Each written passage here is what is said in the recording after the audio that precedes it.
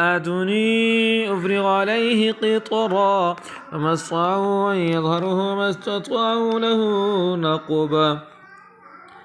قال هذا رحمة من ربي فإذا جاء بعد ربي جعله دكاء وكان بعد ربي حقا وتركنا بعضهم يومئذ يموج في بعض ونفخ في الصور وجمعناهم جمعا وعرضنا جهنم يومئذ للكافرين أرضا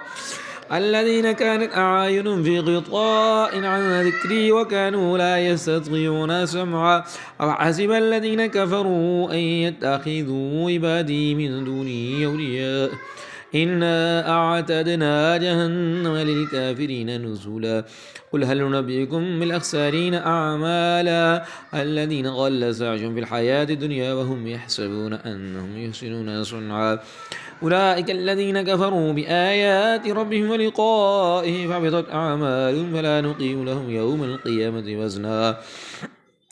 ذلك جزاؤهم جهنم بما كفروا واتخذوا آياتي ورسلي هزوا إن الذين آمنوا وعملوا الصالحات كانت لهم جنات الفردوس نزلا خالدين فيها لا يبغون عنها حولا قل لو كان البحر مدادا لكلمات ربي لنفذ البحر قبل أن تنفذ كلمات ربي ولو جئنا بمثله مددا قل إنما أنا بشر مثلكم يوحى إلي أنما إله واحد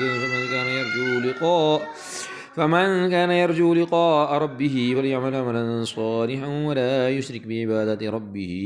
أحدا صدق الله العظيم.